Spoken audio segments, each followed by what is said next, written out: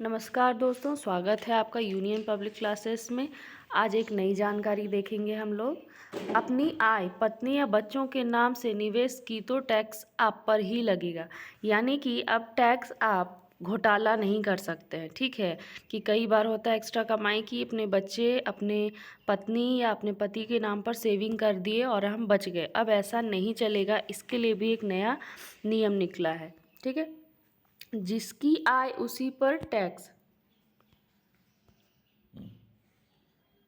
इस संबंध में आयकर विभाग ने हाल ही में क्लबिंग प्रोविजंस पर ब्रोशर जारी किया है। दरअसल टैक्स देनदारी कम करने के इरादे से टैक्स पेयर्स पत्नी, बच्चों, बहू, सास, ससुर आदि के नाम पर निवेश करते हैं ताकि आय को कृत्रिम रूप से बांटकर टैक्स बेनिफिट लिया जा सके। क्लबिंग प्रोविजंस का मकसद इस तरह की टैक्स चोरी करना और यह सुनिश्चित करना है कि ऐसे निवेश से हुई आय पर टैक्स प्रॉपर्टी ट्रांसफ़र करने वाले लोग ऐसे में परिवार के सदस्यों के बीच वित्तीय लेन देन के दौरान क्लबिंग प्रोविजंस को ध्यान में रखना चाहिए। तो क्या क्या है इसमें देखिए। अगर आप बहू को संपत्ति गिफ्ट करते हैं तो इससे होने वाली आय आपकी टैक्सेबल इनकम में जोड़ी जाएगी। क्या क्या धाराएं हैं देख लेते हैं। सबसे पहले है धारा 60। यदि कोई संपत्ति बिना किसी कंसिडरेशन यानी बिना कीमत लिए के दूसरे व्यक्ति को ट्रांसफ़र करता है तो उससे होने वाली आय उसी व्यक्ति की आय में जुड़ेगी। यानी कि अगर कोई ए पर्सन है और वो बी को दे रहा है, ठीक है, तो जो आय जुड़ेगा वो बी को ही जुड़ेगा। धारा 61। यदि कोई रिवोकेबल एग्रीमेंट यानी कि रद्द करने योग्य के तहत एसेट भेजता है तो उससे भी होने वाली आय ट्रांसफ़र करने वाले की आय में जुड़ेगी। धारा 62।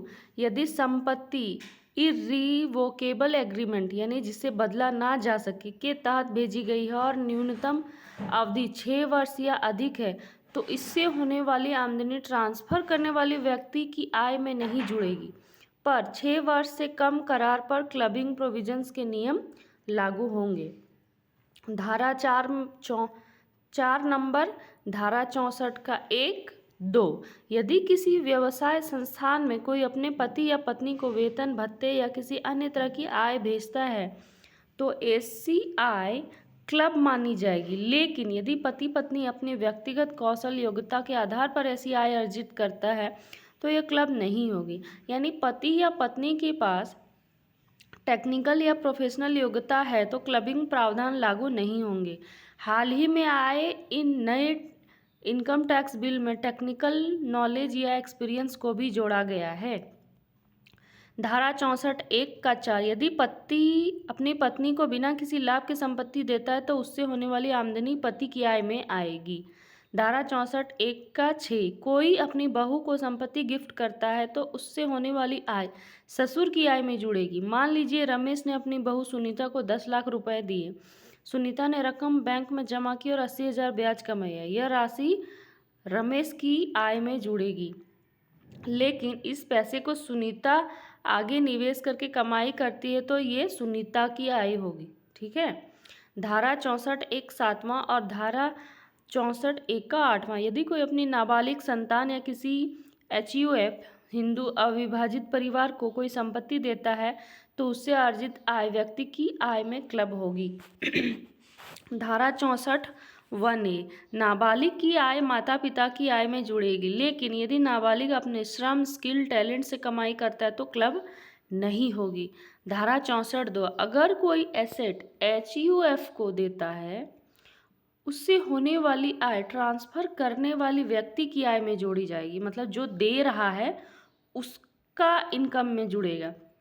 यदि क्लबिंग की गई आय पर पहले से स्रोत पर कटौती यानी TDS की गई है तो इसका क्रेडिट उस व्यक्ति को मिलेगा जिसकी आय में यह जोड़ी या क्लब की गई।